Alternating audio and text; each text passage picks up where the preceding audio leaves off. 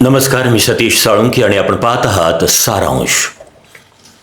अत्यंत बेधडक आणि भाजपच्या सत्तेत राहूनही भाजपच्या विरोधात तोफ डागणारे, महाराष्ट्राच्या प्रशासनावर सर्वाधिक धाक असणारे नेते म्हणून ज्यांची ख्याती होती ते उपमुख्यमंत्री अजित पवार आज आपल्यात नाहीत. या दुःखद घटनेने महाराष्ट्र हळहळला. उपमुख्यमंत्री अजित पवार यांच्या या विमान अपघाताची तपशीलवार माहिती आता सगळ्या महाराष्ट्राला माहिती आहे, त्यामुळं मी त्यावर बोलणार नाही. मंडळी, मला जो प्रश्न पडला आहे तो निराळा आहे आणि तो हा आहे की बीड जिल्ह्याच्या विकासाला सुरुवात होण्याच्या नेमक्या वेळी, बीड जिल्ह्याच्या विकासाला सुरुवात होण्याच्या नेमक्या वेळी त्याच नेत्याचा मृत्यू का होतो जो या जिल्ह्याच्या विकासाचा आरंभ करणार असतो. कोणती साडेसाती लागली आहे बीड जिल्ह्याच्या विकासाला, हा प्रश्न मला अस्वस्थ करणारा आहे.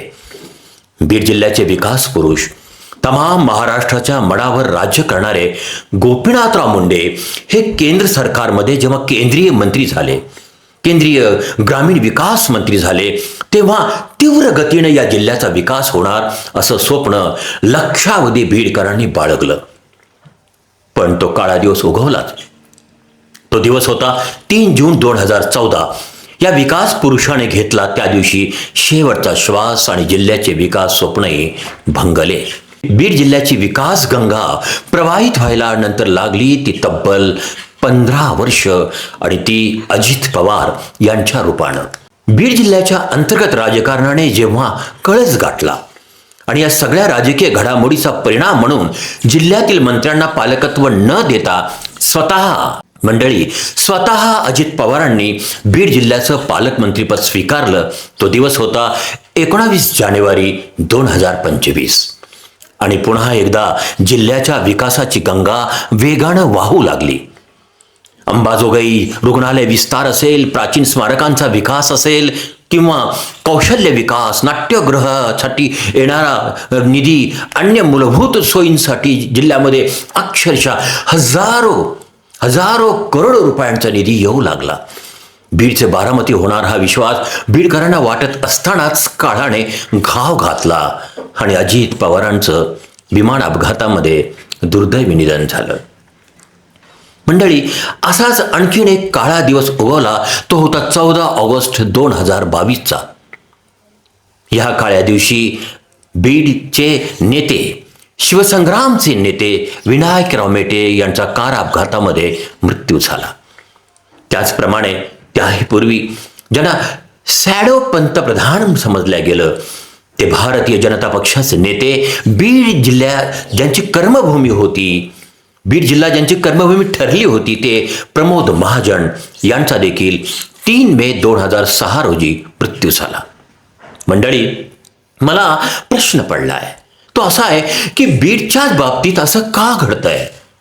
असं का होतंय की बीडशी संबंध असलेले जे काही नेते आहेत, जे राष्ट्रीय आणि राज्य स्तरावर बीडचं प्रतिनिधित्व करतायत, त्यांचा मृत्यू अकाली आणि अपघाती का होतोय? हा आहे योगायोग की हे आहे नियतीचं चक्र? अजित पवार यांच्या मृत्यूनंतर जो मुख्य प्रश्न उभा राहिलेला आहे तो आहे त्यांच्या राष्ट्रवादी काँग्रेसच्या अस्तित्वाचा. अजित पवारांची राष्ट्रवादी शरद पवारांच्या राष्ट्रवादीमध्ये विलीन होणार का? या राष्ट्रवादीचे आमदार एकत्रित ठेवण्याचे आवाहन मुख्यमंत्री देवेंद्र फडणवीस हे पेलणार का? मंडळी, राजकारणाचा दुसरा अर्थ असा असतो की ती असते तीव्र आकांक्षा आणि सत्ता, असाही असतो एक राजकारणाचा अर्थ. दादांच्या राष्ट्रवादी काँग्रेसचा इतिहास पाहिला तर दोन्ही राष्ट्रवादी एकत्र येण्याची शक्यता फार कमी आहे. त्याचे पहिले कारण म्हणजे एकत्रीकरण झाले तर सत्तेतून बाहेर पडावे लागेल आणि त्याची शक्यता फारच कमी आहे. दुसरं कारण म्हणजे भाजपच्या मदतीनं स्वतंत्र अस्तित्व टिकवण्याची राष्ट्रवादीच्या काही नेत्यांची धडपड आणि आकांक्षा. तिसरं आणि अत्यंत महत्त्वाचं कारण आहे आणि ते म्हणजे उपमुख्यमंत्रीपद आणि सत्ता. पण असं असलं तरी राष्ट्रवादीचा एक मोठा गट, दादांच्या राष्ट्रवादीचा एक मोठा गट भाजपाच्या गोठ्यात जाण्याची शक्यता निर्माण झाली आहे. शरद पवार आणि भाजप या पर्यायापैकी भाजप हे चलनी नाणं आहे हे ही मंडळी ओळखून आहे.